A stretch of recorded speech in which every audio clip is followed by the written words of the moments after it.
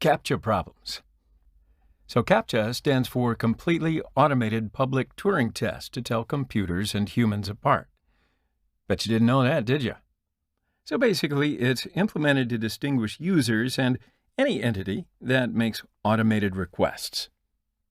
So there are several CAPTCHA types, such as visual, oral, arithmetic, and so forth and so on. But the most known ones of these is the visual one. So many times, CAPTCHA is an image that contains a human-readable text or maybe some numbers or recognizable image the user must solve in order to prove he is not a bot. And boy, doesn't it feel good to know that you're not a bot. So CAPTCHA is not in authentication control, but by using a CAPTCHA, it can be a very efficient way to mitigate against the enumeration of attacks and any process that's submitting that can be automated within a web application. So CAPTCHA images don't protect against a pure brute force. They can just put a layer of complexity over the form on which they are added. So that means that you can generally see CAPTCHAs implemented in login, registration, as well as reset and forgot forms. So this will barely protect against account takeover, username enumeration, and fake accounts creation. But let me show you this. So open up Kali and log into BWAP. And from the drop-down menu, open CAPTCHA bypassing. And this is the CAPTCHA-contained authentication form. So this time I'm going to do only high level. So change the level to high, and there's no difference in the view.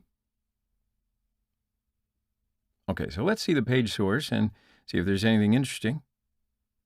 So this is the form that contains a CAPTCHA, and the CAPTCHA image is included in an iframe. The source page is a CAPTCHA box, and this page contains the produced CAPTCHA image. Okay, so now open Burp in interception mode, and I will make the browser have a better view of the screen, and now we can enable Foxy Proxy. So now we need to understand the behavior of the form and CAPTCHA. So there may be an implementation problem here. Okay, so I'm going to enter the right values into input fields, B, bug, and the CAPTCHA text. And, well, the request is in Burp. So forward it. And here's the response. Now let's have a look at the response. It contains a successful login message. Right? So this message comes up when everything is correct. So forward it.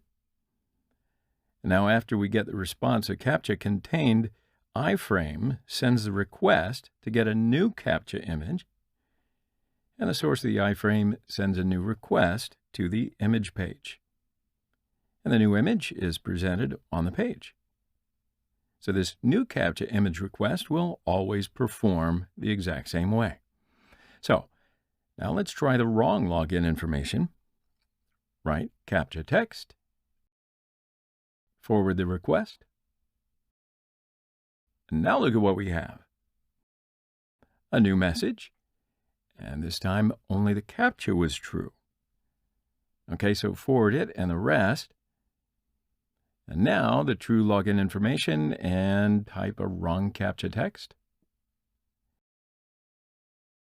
And a new message appears. It says incorrect CAPTCHA. And forward the rest. Now this time I'm going to fill in all of the fields with wrong values and forward the request. Let's look at the message that comes back. Incorrect CAPTCHA. So we can understand that it first checks CAPTCHA, then the login information, right? And forward the rest. All right, so now we're ready to shape our attack. So I'm going to perform a replay attack, and I'm going to get a CAPTCHA image, and then I will try further requests with it. So I will assume that I don't know login credentials and created a dictionary file before. And I fill the form with the correct CAPTCHA and send. Now the request is in burp. And before forwarding it, send it to repeater and intruder, then forward it, and look at the response. So the application checks the CAPTCHA, but the credentials fail. So forward it to the browser. Okay, so now we're at the critical point. I'm going to drop this new CAPTCHA request, so there are no more requests after this. Now open the repeater tab and send it again. And the response still says invalid credentials. That means that the CAPTCHA is still valid. So let's prove it one more time with false credentials. And sure enough, still the same. Okay, so now go to the intruder tab. I've already told you about these tabs, right? So go to the positions tab, clear the parameters, and add username and password as parameters.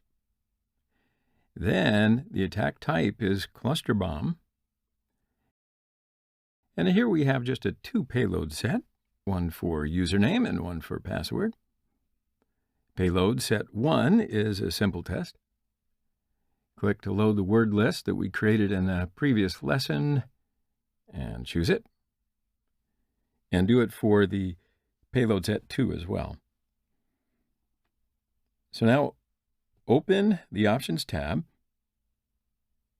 You don't need to change anything here and scroll down to grep match section. Now clear these inputs. Now we need to provide a message to differentiate the successful logins. And that message happens to be here. So copy that. Then add it here. Okay, so give me a second to have a look, see if we missed anything.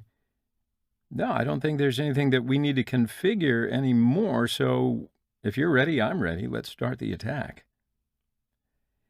And the requests start to list in the attack window.